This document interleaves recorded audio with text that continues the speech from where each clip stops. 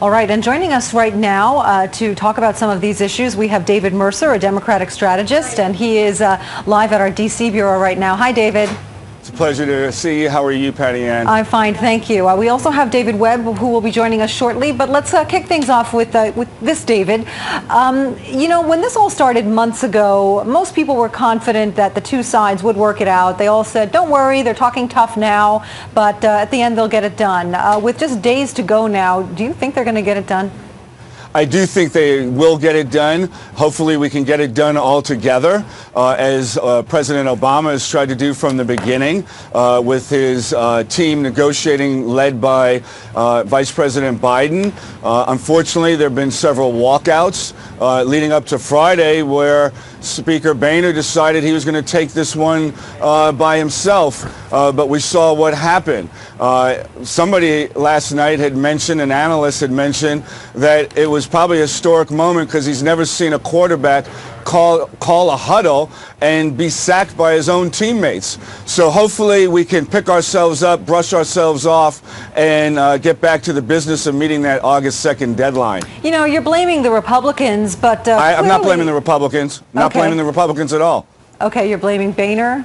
No, I'm saying that options are on the table, and sometimes people have to go through their own motions to figure out what is best, and those options are still on the table for us to move forward on. The Speaker Boehner, on his own will, decided he was going to run the situation that he did yesterday. It came up short. Those other options are still on the table, whether it means the Reid plan, a combination of the McConnell plan, the Gang of Six plan is still there. So again, Congress has to find a way to get together for a bill to come out that the president will sign. Yeah. Some interesting opinion pieces today. I know you read them. One of them in the Wall Street Journal by Peggy Noonan is called "They've Lost That Lovin' Feelin'." She's referring to President Obama's supporters. She says he still has supporters, but it's more of a grim support. It's not that overwhelming adoration that we once saw for the president. Do you agree with her? I don't. I hope you can see in the camera that I'm smiling, and I'm a big supporter of President Obama. And, you know, it was an interesting piece by Peggy Noonan, who, as we all know, is a speechwriter for President Reagan. Right. And what I would have expected on post the vote yesterday was Peggy Noonan trying to reconnect the Republican Party with their heritage. I mean, shucks, there are Tea Partiers that name their children after Reagan, yet they're not following the script of Reagan and guiding America into prosperity.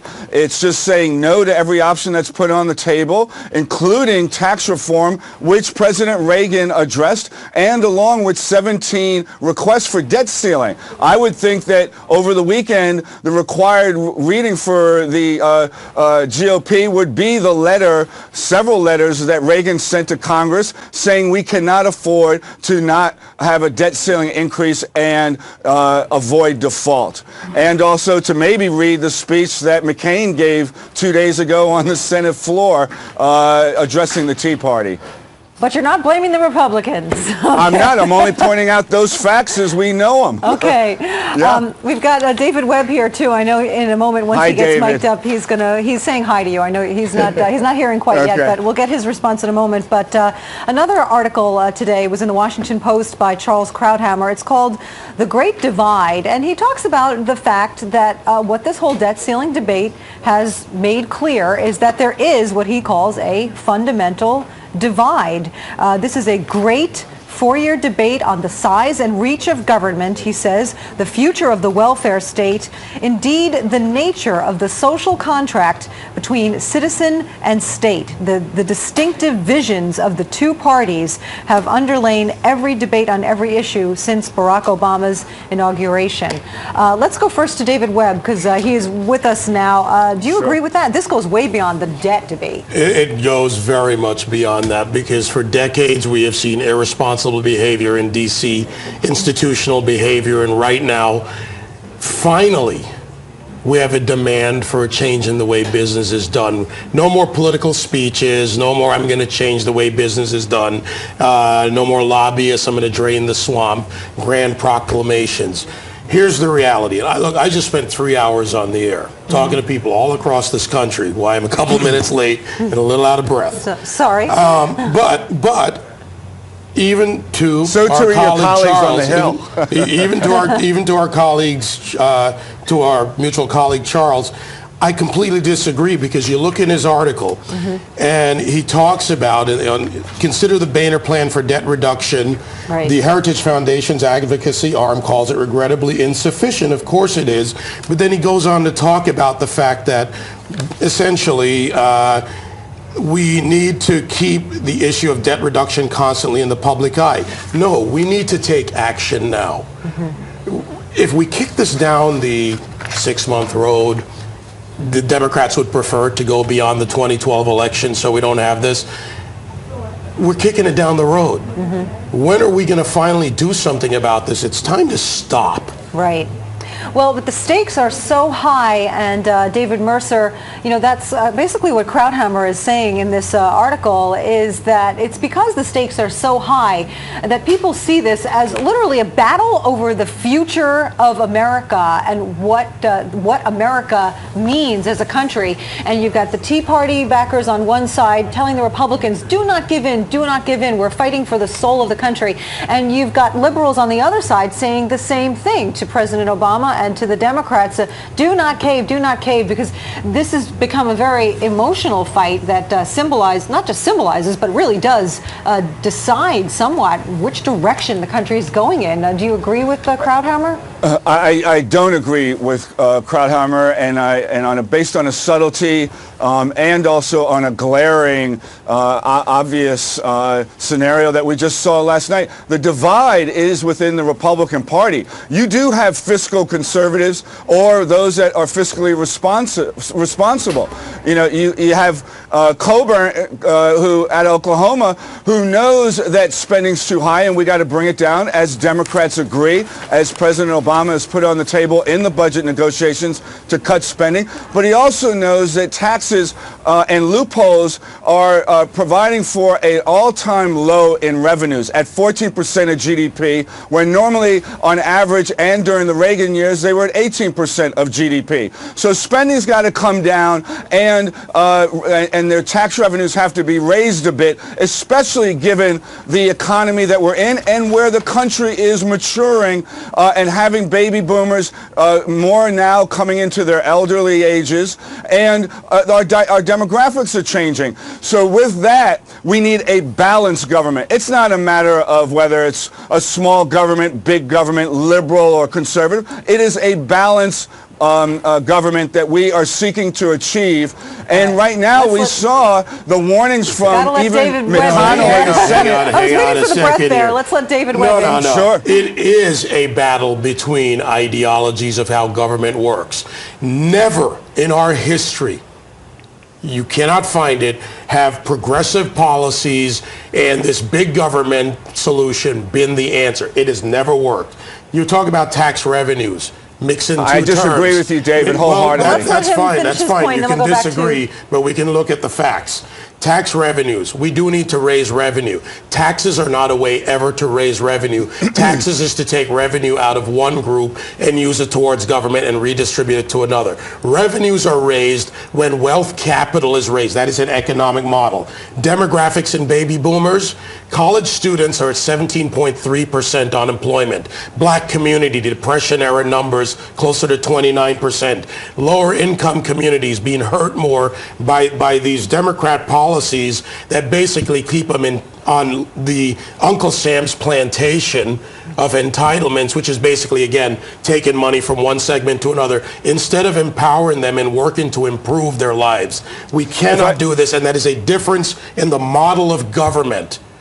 Yeah. If I might add to what my disagreement was, and that is with regard to your statement, David, right now we have, as you have alluded to, an all-time income gap that is getting ever more increasingly larger. And no matter how much we try to redistribute, we almost could not catch up to closing that gap. We're decimating the middle class. And if you want to know who the job creators are, let me finish, David. If you want to know who the job creators are, it is the middle class. And why is that? Because in them being employed and in stimulating, whether it's the building of our infrastructures and getting them building bridges that right now could collapse at any day. And by doing that, you are creating demand for companies to let go of the $2 trillion they have on the sidelines because there's not the demand there. Okay, so we have to address that issue. Absolutely wrong. You are absolutely wrong. For one thing, infrastructure never... You may think so, but it's in front of us. Let's put Webb in here. The numbers actually say a different story. I'm sick of the talking points on both sides. There's no talking points here. I'm talking facts.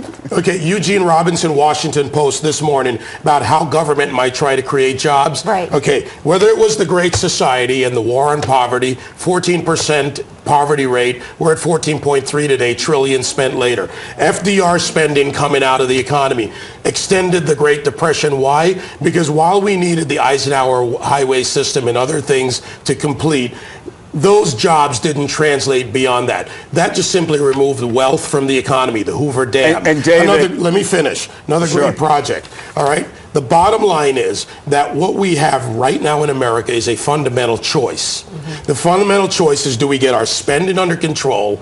Do we look at a solvent economic model which we want to for this country? And there is no way ever in the history of free market enterprise and capitalism that you put onerous taxation and overregulation on businesses and allow them to function in the society. And I'm going to use your guy as the perfect... But David, we're not looking to overtax, David. We're looking to bring tax revenues up to what they are on average to be at 18% of GDP, not 14% of GDP. So that is, don't over-exaggerate what I said. We're not looking to overtax. Trying to let you go one at a time here. Where do you learn economics? Okay, let's let Mercer in.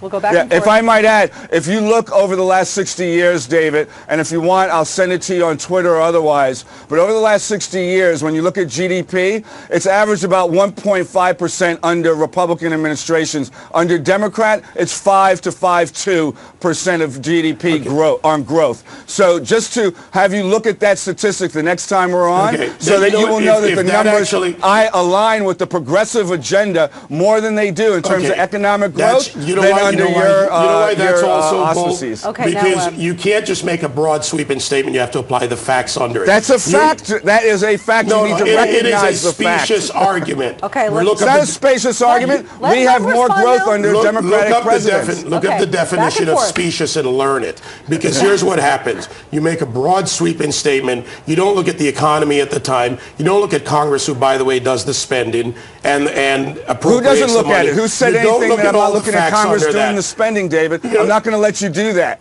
No. First of all, read the Constitution. I'm here in Washington. I work with Congress. Yeah, then you should read the Constitution. Who controls the dollars? You should read Reagan's letter to the Congress when it comes to addressing the debt ceiling, which is to raise it. When you don't have an argument that fits the current thing, what liberals and progressives... I'm using Reagan's arguments. Come on, David. What liberals and progressives tend to do, and professional Washington people, is they start citing... Who's doing broad stroke now? They start citing what happened then, or what happened in Reagan, or whatever. Because it's history and it's fact. Because today is what matters. I don't want to hear this. Exactly. And you need to put today in context of what our history is. No, it doesn't always work that way. And you know that. Well, for you it doesn't, but for most of the country it does. Well, for reality it doesn't. And the problem is that the progressives are the paymasters of the liberals. Let me ask the Democrats out there. Those are slogans that you're kicking around. Hold it. The progressives are in charge. The progressive policies, Obama, Pelosi, who spent $5 trillion